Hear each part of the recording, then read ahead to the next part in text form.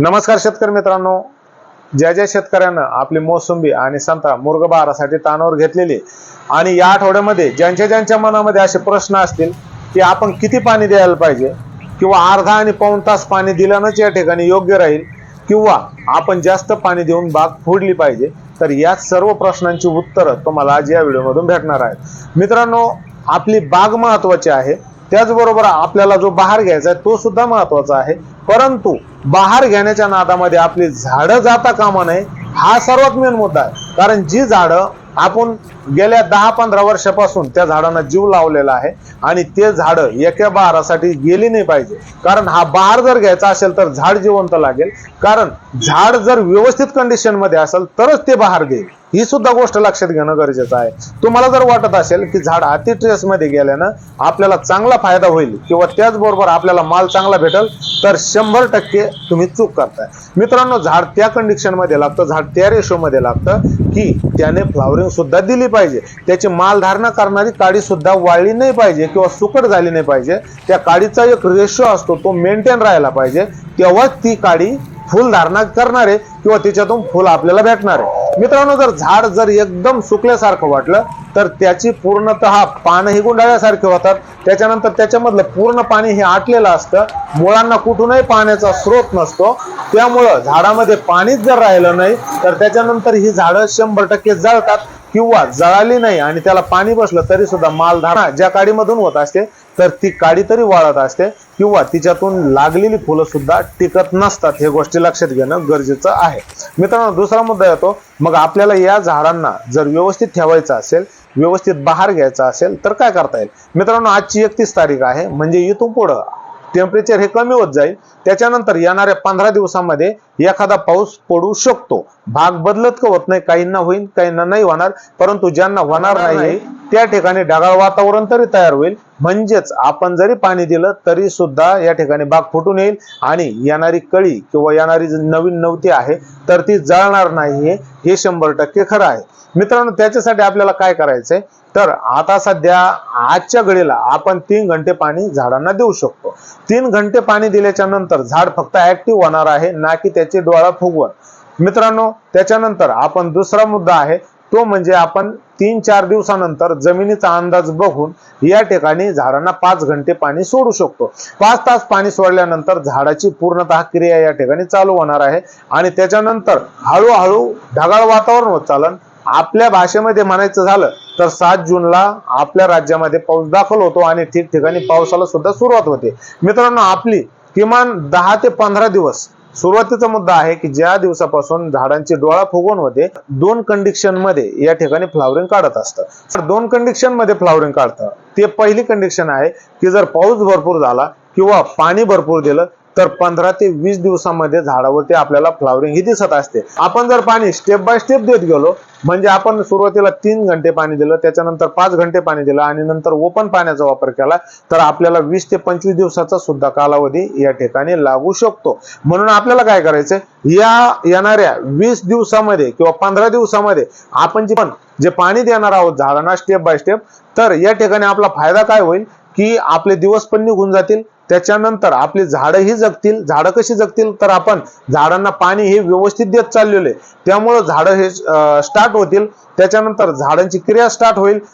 क्रिया चालू झाल्यानंतर आपल्याला झाडामधून जे आपल्याला काम करून घ्यायचंय, म्हणजे त्याच्यातून फुलधारणा घ्यायची, तर त्याच्यासाठी झाडं तयार होतील, ढगाळ वातावरण होईल आणि ज्यावेळेस नेमकं झाडामधून किंवा त्या काडीमधून फ्लावरिंग बाहेर यायची, नवीन नवती बाहेर यायची, तर त्याच वेळेस नेमकं आपलं पावसाचं वातावरण होणार आहे आणि त्याच्यानंतर ढगाळ वातावरणामुळे सुद्धा फ्लावरिंग बाहेर आलेली किंवा पाऊस पडला तर आपलं कुठल्याही प्रकारचं नुकसान आपल्या बागेमध्ये होणार नाही। मित्रांनो, हा झाला पहिला मुद्दा, म्हणजे आपल्याला काय करायचंय की जे हलकी रानं आहेत किंवा भारी रानं आहेत त्याच्यामध्ये आपल्याला पाणी देणं सुरू करायचंय। आता काही शेतकऱ्यांकडे ड्रिप नाही, मग त्यांनी पाणी नियोजन कसं केलं पाहिजे, ते म्हणतील मग आम्ही दांडानं पाणी सोडलं तर चालेल का, तर नक्कीच 100% चालेल, कारण आता आपल्याला बगीचाला पाणी सुरू करायचं आहे। आणि अजून एक गोष्ट लक्षात घ्या, 3 घंटे पाणी देऊन परत पुन्हा पाणी बंद करायचं नाही, कारण झाडाची क्रिया सुरू झाल्यानंतर ज्या काडीमधून डोळा फुगवण होत असते आणि अंकुर बाहेर येत असतो, नेमकं आपण त्याच टायमाला पुन्हा एकदा पाणी जर तोडलं आणि झाडांना पुन्हा ताण दिला तर जे अंकुरण होण्याचा टायमिंग असतो आणि आपण जर पाणी तोडलं तर ती काडी बस्ट होत असते. म्हणजे बस्ट म्हणजे ते एकदा अंकुर जळाल्याच्या नंतर पुन्हा त्या ठिकाणावरून आपल्याला फ्लावरिंग भेटणार नाही. त्याच्यामुळे आपल्याला बागेला एकदा पाणी चालू केलं तर ते पाणी परत बंद करायचं नाहीये, म्हणजे चालूच ठेवायचंय आणि पाऊस आल्याच्या नंतरच आपलं काम सुरळीत मार्गी लागणार आहे. मित्रांनो, दुसरा मुद्दा येतो की ज्या शेतकऱ्यांना दांडानं पाणी द्यायचं तर सुरुवातीला एक दांड मध्ये सेंटरला पाडून घ्या आणि त्याच्यानंतर त्या दांडानं आपल्याला पाणी या ठिकाणी द्यायचंय. हलकं रान असेल तर थोडं लवकर देता येईल, भारी रान असेल तरी सुद्धा एका दांडानं पाणी द्यायचंय. त्याच्यानंतर ठीक एक 4-5 दिवसानंतर पुन्हा त्याच दांडाने पाणी सोडायचंय आणि झाडं पूर्णपणे ऍक्टिव्ह झाली, एकदम हिरवीगार दिसायला लागली तर त्याच्यानंतर आपल्याला काय करायचंय, पाऊस जर लांबणीवरती पडला तर पुन्हा एकदा सर्व शेतामध्ये आपण पाणी देऊ शकतो आणि त्याच्यानंतर आपली बाग ही एकदम व्यवस्थितरित्या एकदम ताकदीनिशी फुटून येण्यासाठी मदत होणार आहे.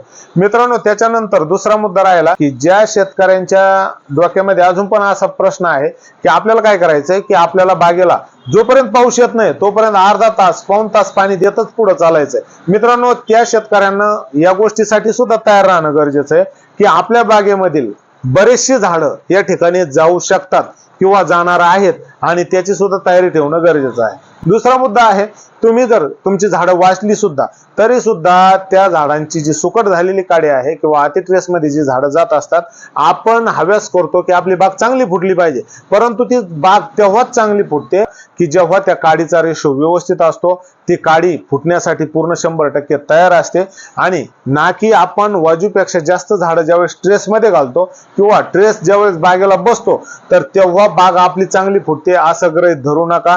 झाडाची सुद्धा एक कंडिशन असते, त्यामुळं आपल्याला बाग जर तुमची वाजूपेक्षा जास्त ट्रेस मध्ये जात असेल तर आता पाणी देण्याची गरज आहे आणि त्याच हिशोबाने मी सांगितल्याप्रमाणे या ठिकाणी आता इथून पुढे टेम्परेचर कमी होईल.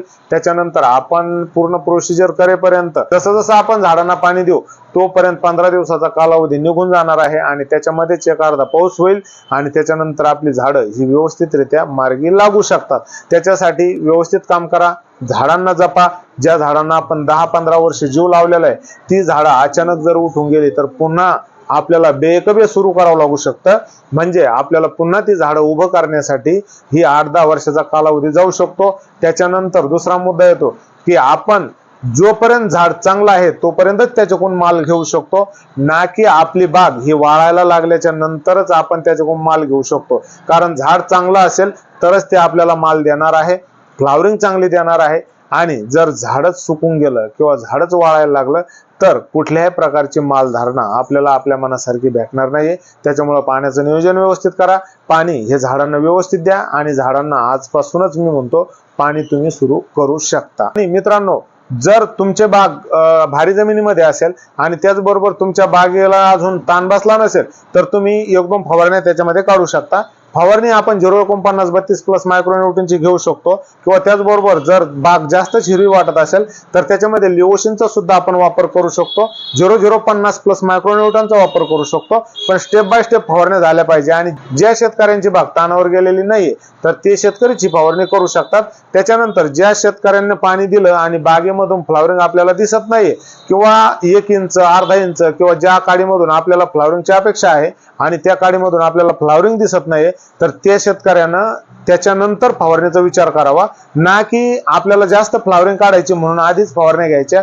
तर मित्रांनो, आधी जर चांगली फ्लावरिंग आपल्याला दिसली तर फवारणीची कुठल्याही प्रकारे गरज नाहीये. तर त्याच्यासाठी व्यवस्थितरित्या काम करा, आपल्या झाडांना जीव लावा आणि हो, हळूहळू टप्प्याखाली पाणी देत चला. निश्चितच आपलं काम यावर्षी चांगलं होणार आहे, हीच अपेक्षा करूया. आणि हो मित्रांनो, व्हिडिओ आवडल्यास व्हिडिओ लाईक करा, चॅनलला सबस्क्राईब करायला विसरू नका. काही समस्या असेल तर कमेंट बॉक्समध्ये नक्की मांडा. धन्यवाद.